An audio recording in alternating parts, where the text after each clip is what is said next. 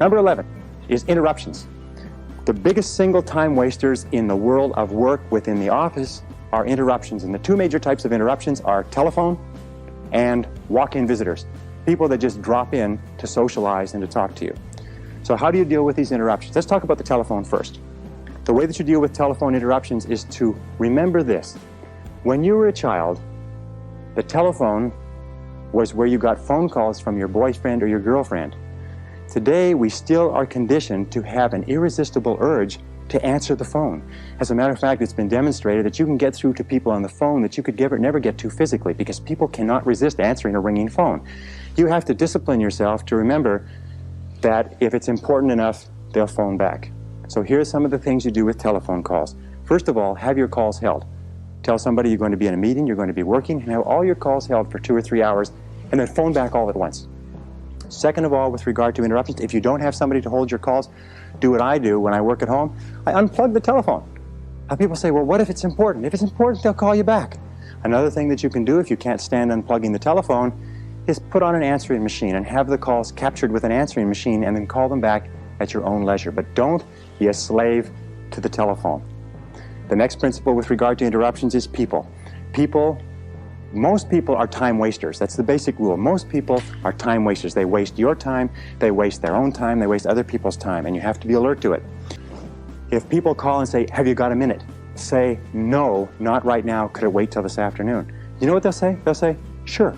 And 90% of cases, they'll forget why they came in the first place. So control interruptions. The interruptions and the ringing telephone are two major sources of stress in the world of work. Now, another key management principle, and in management, in time management, in personal management, this is essential. It's what is called key result areas. In other words, it is the key results that you have been hired to accomplish for your business. Even if you own your own business, you are still subject to key result areas. And the way that you find out your key result areas is you ask yourself this question over and over again. Why am I on the payroll? Why are you on the payroll? What have you been hired to accomplish? Not do, not your tasks and activities, but what results are expected of you? You ask yourself this question, the accomplishment of what results is going to lead to my promotion? How am I going to earn more money? What results do I have to achieve in order to get a raise in salary? What results does my company expect of me? What contribution am I expected to make? And then you say, what are my key results? Another way of looking at it is to remember that every job has a series of functions, and there are secondary functions and primary functions, and they're what is called core functions.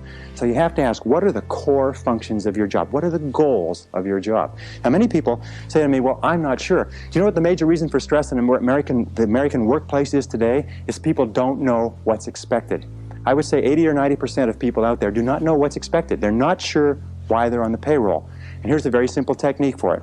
Go to your boss with a list of everything that you do and ask your boss to organize it in order of priority. Say what's number 1, what's number 2, what's number 3, what's A, B, or C.